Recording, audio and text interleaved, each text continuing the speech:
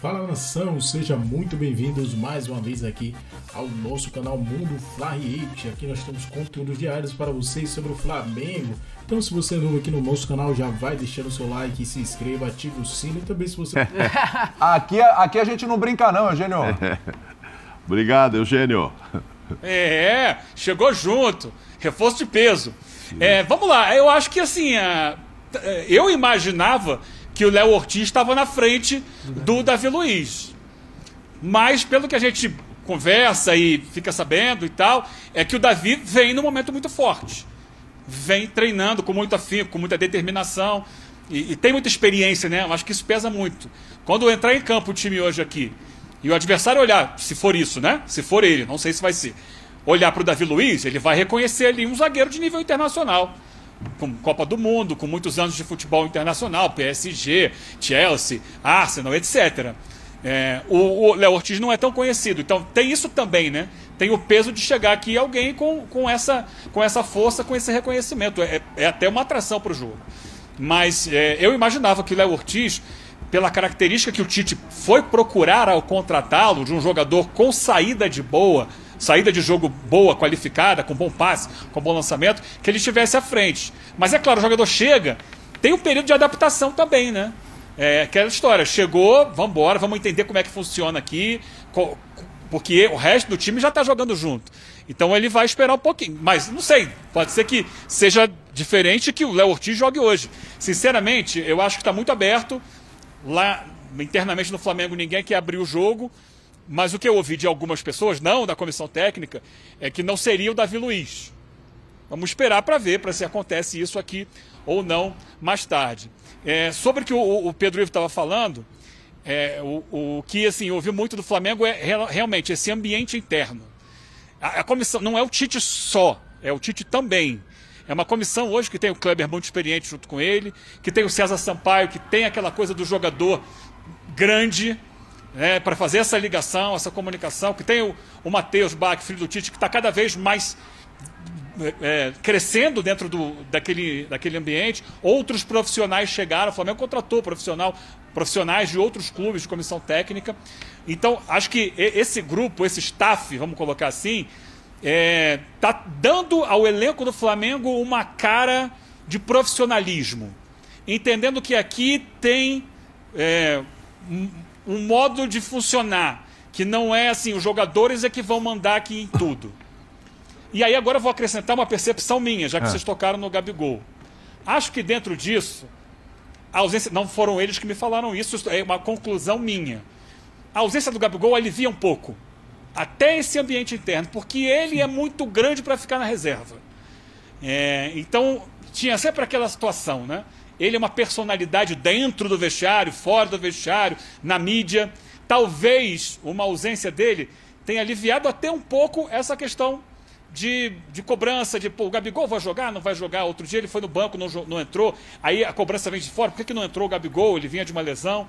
Então assim, eu olhando de fora, eu entendo que talvez alivie ainda mais esse ambiente que eles garantem ser muito bom já, mesmo na época que o Gabigol estava dentro do ambiente do Flamengo, porque se estabeleceu uma hierarquia. Os jogadores sabem, e é uma hierarquia que não é imposta de cima para baixo, é na base da conversa. Claro que o jogador que não joga fica chateado, mas ele sabe que ele está sendo preparado para em algum momento jogar. Então o tratamento é com todo mundo. Se elogia e se critica particularmente e no grupo.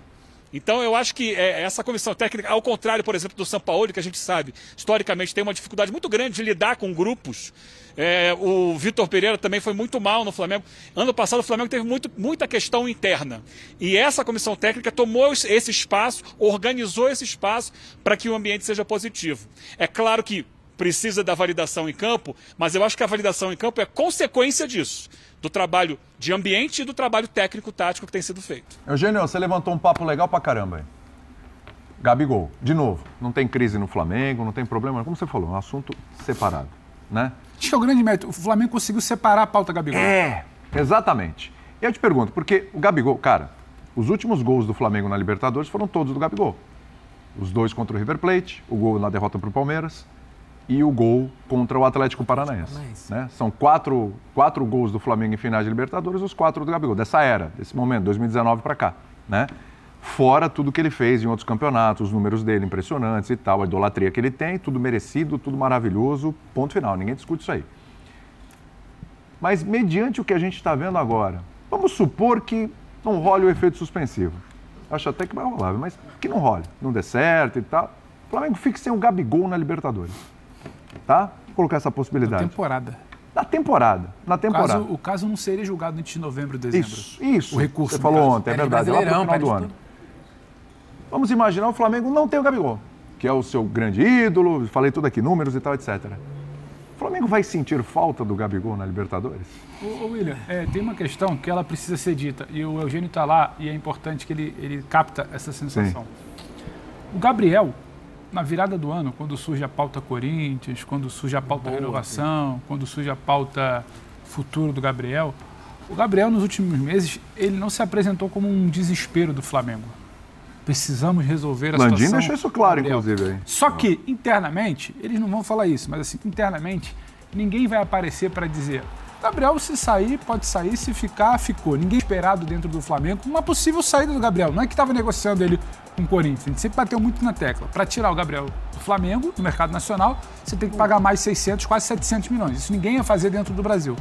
Mas a questão é, não era um desespero do Flamengo, porque o Gabriel ele tem muitos bônus, ele tem alguns ônus e o Flamengo entende que você encerrar um ciclo do Gabriel não seria algo, não é botar o jogador para correr, não é sair pela porta dos fundos, não é um contrato. O contrato acaba no final de 2024.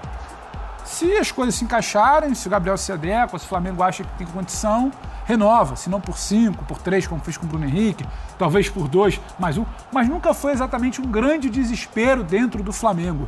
Até porque o campo tá falando, a dupla Marcos Pedro tá Braz, rendendo. A dupla Marcos Braz e Rodolfo Landim nunca demonstrou nenhum desespero com possível saída do Gabriel. Sim.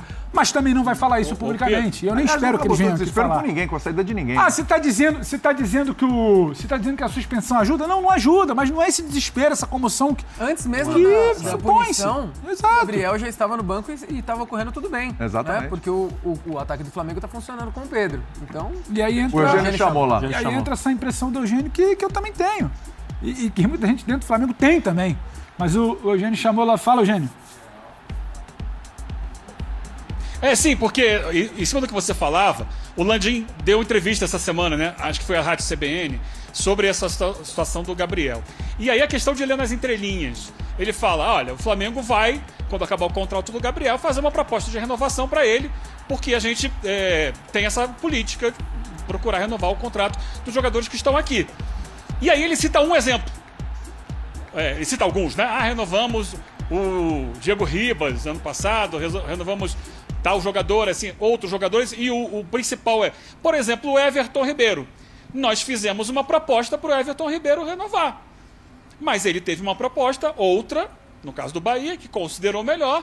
Nós, ok, siga a sua carreira, seja feliz, é um jogador que a gente gosta, que teve uma passagem vitoriosa, mas o mercado foi mais forte para que ele saísse do Flamengo.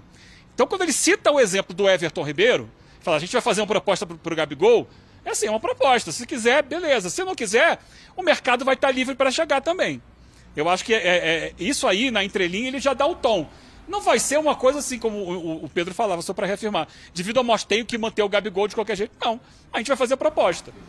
Provavelmente não vai ser uma proposta multimilionária, pelo que eu entendi, pelo que eu consegui entender. Se outro clube chegar bem, pode levar. Eu acho levar, mas nas condições que a gente está falando hoje, a gente não sabe, pode ser uma interrogação. Porque, de repente, esse estamos falando novembro, dezembro, a gente falou ontem. Possibilidade também de uma suspensão de contrato, dependendo do resultado. Enfim, mas é uma negociação com uma interrogação. Ele vai poder jogar ou não vai poder jogar? Vai cumprir um ano? Vai virar 4? Você não sabe ainda, mas fala aí. Mas aí você põe isso no contrato, né? Eu estou te comprando para a partir de abril do ano que vem.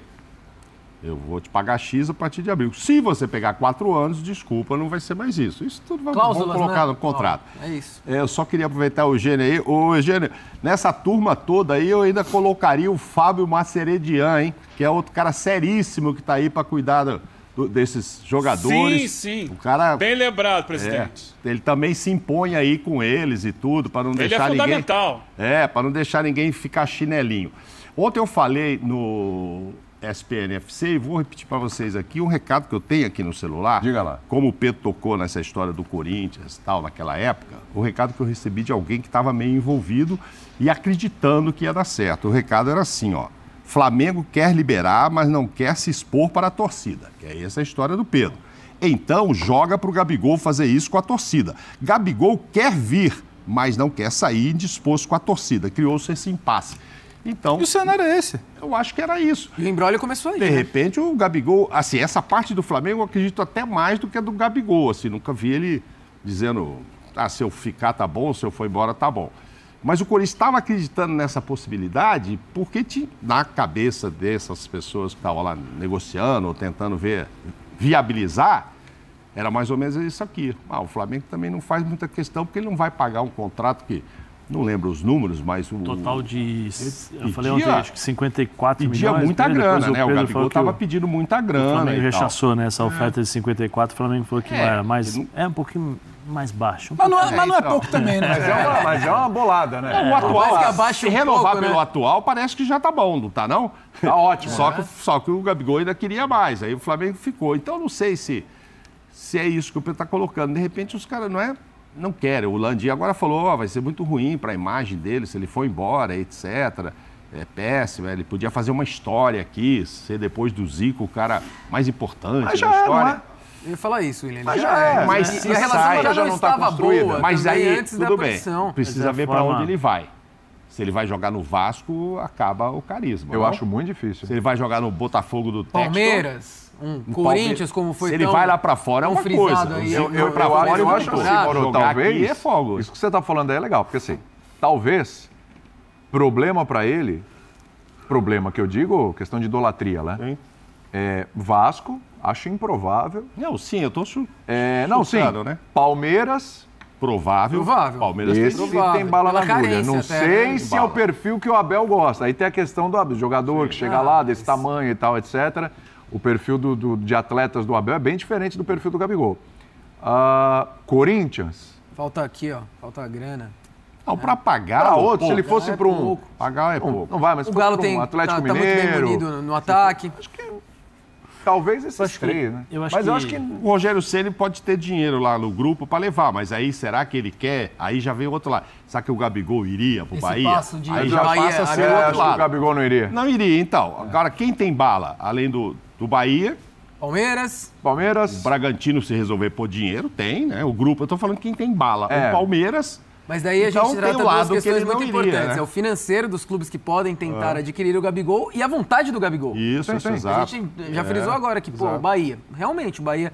Teria bala, hoje com a SAF teria bala, mas o Gabi vai querer? O Bragantino? Eu não consigo imaginar o Gabriel em Bragança jogando pelo Bragantino, até pela postura dele. Ele é um cara de holofote, sempre foi midiático. Por isso que a gente brincou tanto aqui no F90 de ter a cara do Flamengo, ter a cara do Corinthians, porque ele procura isso pra ele, pra carreira dele. Então, vai muito do que ele quer a partir... E o problema também, gente, é a punição, porque já não estava tudo bem. Ele já era reserva e ninguém... O 2023 dele já não foi legal. O 2023 não foi legal, o 2024 começa conturbado com essa questão. Não se sabe se tinha, não tinha. O Mauro trouxe as informações do Corinthians indo atrás ou não indo atrás, tem por oposta, não tem, mas isso cai na boca do povo, né? E agora, com o efeito suspensivo dele, fica muito mais cômodo pro Landim dar a declaração que deu. Porque fica fácil. Eu falei ontem, o Flamengo, acho que me parece... Você lava as mãos. O Pedro trouxe um outro lado também, mas assim, o Flamengo me parece que tá com a faca e o queijo na mão. Porque... Agora sim. Cara, antes não estava, né, Pedro? Antes não estava. Jogador... Esse Gabriel de final de ano, esse Gabriel desses valores, ele ficou no passado. Exatamente, até se resolveu o caso dele no caixa. A sua barganha, o seu valor... Vocês não acham que o Flamengo não quis renovar, imaginando que isso pudesse acontecer? Será? Eu acho que a dinâmica é outra, também. Mauro. Eu não acho que o Flamengo deixou de querer renovar por conta do caso do doping. Eu acho que o Flamengo, entre aspas, se aproveitou, e não é uma questão pejorativa, se aproveitou do impasse para ficar confortável numa posição que ele já queria, que era de pouco desespero na renovação do Gabriel. O Flamengo em nenhum momento mostrou desespero em renovação de Gabriel. Verdade. Tem que resolver, paga quanto quer. Não, o Flamengo já tinha uma situação de um jogador que já não era mais aquele de 2019, e não é por questão técnica, é por questão de escolha, de formação de elenco. Então, tem o caso aí do julgamento do CAS. É confortável, então, o Flamengo sentar na cadeira e esperar. Vamos famoso esperar. vamos aguardar. Ele não precisou falar publicamente que ele não quer o Gabriel. Claro. Publicamente ele falou, estamos esperando. Mas É eu acho- confortável. Ficou confortável para a narrativa de um clube que não está desesperado pelo Gabriel. Desde Mas eu acho inclusive, que- que chegou o técnico É isso que eu que ia nunca falar. aprovou É isso que eu ia o falar. Gabigol. Desde o tempo de seleção. Então, o O dirigente Flamengo, pensou, o Flamengo, né? lógico, o Flamengo Ele não vai já havia jogar dado, tanto com o o Tite. Flamengo já havia dado Quando traz o sinais Tite. em Lógico. relação a, primeiro, a uma questão comportamental. É comportamental, primeiro. Vamos aqui, vamos deixar bem claro. Quem manda é o treinador. Tem Não uma é hierarquia aí B, agora. C, não, agora tem uma hierarquia. Sou eu que mando. Depois, característica de jogo. Opa, peraí. É. Gabigol, Pedro, treinador. Eu acho que havia um desgaste já natural desse tipo de relacionamento, do relacionamento com o Gabigol, com os membros ali da diretoria, o dia a dia. Se você buscar, pega aí a entrevista do Braz ontem, que ele tentou passar um pano e tal, mas você vê, o tom já não é mais aquele tom do, pô, o Gabigol e tal, é um tom já meio Mais ameno. mais ameno, é um tom já meio, já, pô, sabe, já briguei com ele, já discuti com ele, sabe quando você fica com aquela coisa de não quero levantar tanto a bola, entendeu? Porque ele poderia, ele tentou, mas chega um determinado momento que ele já dá uma segurada. E o tom da voz do Marcos Braz em relação a isso já é diferente. E tem uma outra coisa que a gente fala, não, o Gabigol, eu acho ele também um grande jogador, mas pelo menos há um ano que não joga. É isso. Há um ano que não está jogando bem. Não, e esse ano eu acho que a diretoria já tinha um entendimento, pelo que já se viu na seleção e no início do Tite, que ele também jogaria pouco. Sim. Ah, ele vai jogar quando o Pedro não jogar. E a primeira- De vez em quando ele vai entrar junto. Que ano passado, mas a prioridade isso pautava todos os programas. Sim, a né? prioridade Não vai é botar ficar o mesmo Bruno com ele na Henrique. reserva ou não. Hoje ninguém não é discute. botar o Gabigol. Hoje ninguém Então você vai pagar caro para um cara que talvez jogue poucos jogos. E a com primeira- um técnico, esse técnico que não vai sair. Me parece que não vai, né? E a primeira Uma entrevista informação, do Tite... gente. Vai lá, Oi, gente. Eugênio, por favor. Ainda sobre esse caso que eu acho que é pertinente, o Flamengo acertou com o Carlinhos do Nova Iguaçu, Sim. tá? E aí, como isso veio a público depois da punição ao Gabigol, dá a impressão de que, porque perdeu o Gabigol, trouxe o tem nada Carlinhos. a ver. Não.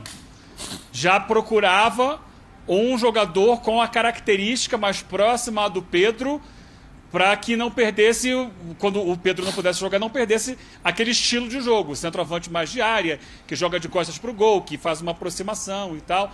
Então, assim, o Gabigol era visto, não